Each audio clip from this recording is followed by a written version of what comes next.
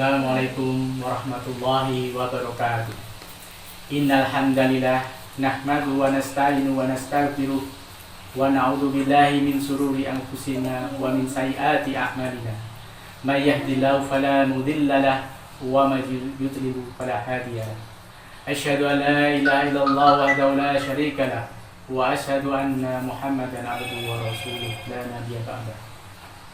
Jamaah sekalian, alhamdulillah, segala puji bagi Allah yang mana Allah telah memberikan banyak kenikmatan kepada kita. Yang pertama, nikmat iman dan Islam. Jamaah sekalian, Allah Subhanahu wa taala telah memberikan kita anugerah yang tidak terhingga, yaitu dengan kita dipertemukannya bulan suci Ramadan. Jamaah sekalian, banyak sekali keutamaan puasa Ramadan. Yang pertama, jamaah sekalian, amalan mulia yaitu puasa Ramadan, pahalanya akan dibalas langsung oleh Allah Subhanahu wa taala. Jamaah sekalian, jika amal-amal lain telah disebutkan pahalanya oleh Allah Subhanahu wa taala, tetapi amalan puasa Allah langsung yang memberikan. Seperti amalan sedekah, Allah sebutkan Allah akan melipat gandakan ganjarannya 77 sampai 70 kali atau sampai 100 kali. Tetapi jamaah sekalian, amalan puasa Ramadan Allah Subhanahu wa taala sebagaimana di dalam hadis qudsi, Allahu ta'ala qala Allahu kullu amali bani Adam lahu illa siyam wa innahu li wa ana ajzihi. Allah Subhanahu wa taala berfirman, setiap amal anak Adam untuknya kecuali puasa, maka itu untukku dan aku yang akan membalasnya. Muttafaqun alaih. Jamaah sekalian, tidaklah kita termotivasi untuk berpuasa sebaik-baiknya, memelihara keikhlasan dalam menjalankannya. Oleh karenanya itu, kita akan mendapatkan perhitungan langsung dari Allah Subhanahu wa taala. Allah Subhanahu wa taala yang akan berikan ganjaran langsung. Jamaah sekalian, keutamaan yang kedua dari puasa Ramadan adalah bau mulut orang yang puasa lebih baik di sisi Allah Subhanahu wa taala daripada minyak misik atau minyak kasturi. Meskipun manusia tidak menyukai bau mulut orang yang berpuasa karena tidak sedap, tetapi di sisi Allah Subhanahu wa taala itu lebih baik dan lebih harum daripada minyak kasturi. Rasulullah sallallahu alaihi wasallam bersabda, "Walladzi nafsi biyadihi la khulu fi fammi shaimi atyabu indallahi ta'ala min rihil misk." Demi zat yang jiwa Muhammad berada di tangannya, sungguh bau mulut orang yang berpuasa lebih harum di sisi Allah daripada harumnya minyak misik. Muttafaqun alaih. Tidaklah kita mau berbangga di hadapan Allah Subhanahu wa taala dengan mulut yang berbau harum, yang demikian itu yang kita kenali, yang dikenali sebagai hambanya yang berpuasa dan memiliki keutamaan saat banyak orang-orang yang pada hari kiamat dicekam dengan ketakutan dan kekhawatiran. Jamaah sekalian, yang ketiga, orang yang puasa akan mendapatkan dua kegembiraan. Rasulullah sallallahu alaihi wasallam bersabda, "Lis-shaimi farhatani yufarrihuhum idza uftira fariha wa idza laqiya rabbahu fariha bisaumihi." Orang yang berpuasa memiliki dua kegembiraan, yaitu ketika berbuka dia gembira dan dengan bukanya, dan ketika bertemu Rabbnya dia gembira dengan puasanya. Muttafaqun alaih. Itulah jamaah sekalian dua kegembiraan saat berbuka, dengan rasa lapar dan haus yang ditahan selama seharian hilang seketika.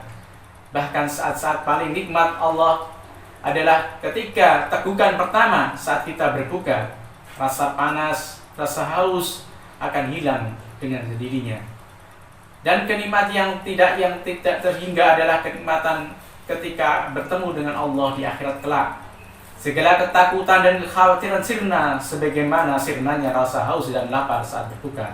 Segala kesusahan dan penderitaan saat hidup di dunia akan hilang sebagaimana hilangnya kepenatan dan rasa panas saat berbuka. Jamaah sekalian, yang keempat, memasukkan pelakunya ke dalam surga. Dengan puasa Ramadan akan masukkan dirinya ke dalam surga.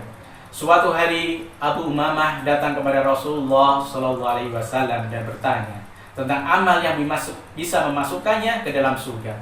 Imam Ahmad, An-Nasai dan Hakim meriwayatkan dalam suatu hadis, An Abi Umamah qala ataitu Rasulullah sallallahu alaihi wasallam wa qultu muruni bi amalin yadkhuluni jannata qala alayka bis-shaumi wa innahu la idlalahu thumma adbi'ahu ats-tsaniyatu fa qala alayka bis-siyam.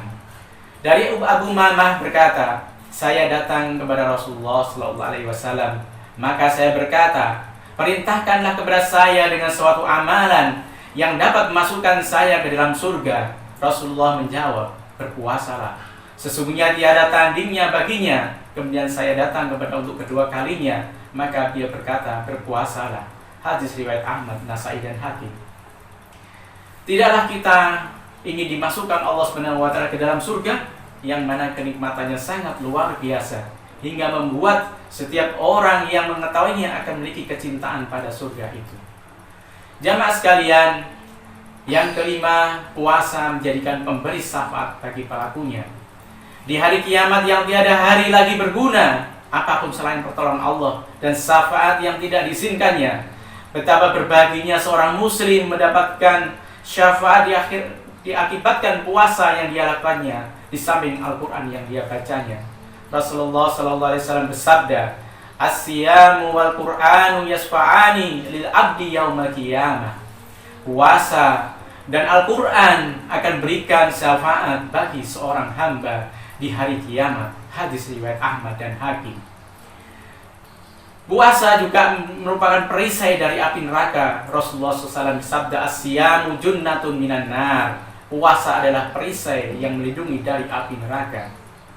Jamaah sekalian, di samping itu Allah SWT mengabulkan doa orang yang berpuasa.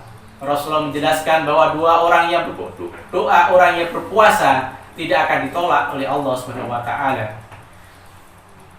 Salasatun la turaddu da'watuhum as-shaimu hatta yufattiru wal imamul adli wa da'watu al-madlum.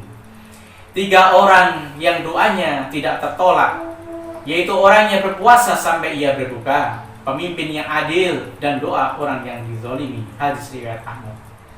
Jamaah sekalian, itulah diantara keutamaan kita berpuasa.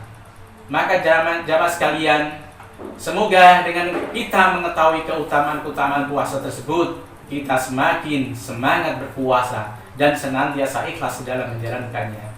Barakallah, fastabiqul khairat. Assalamualaikum warahmatullahi wabarakatuh.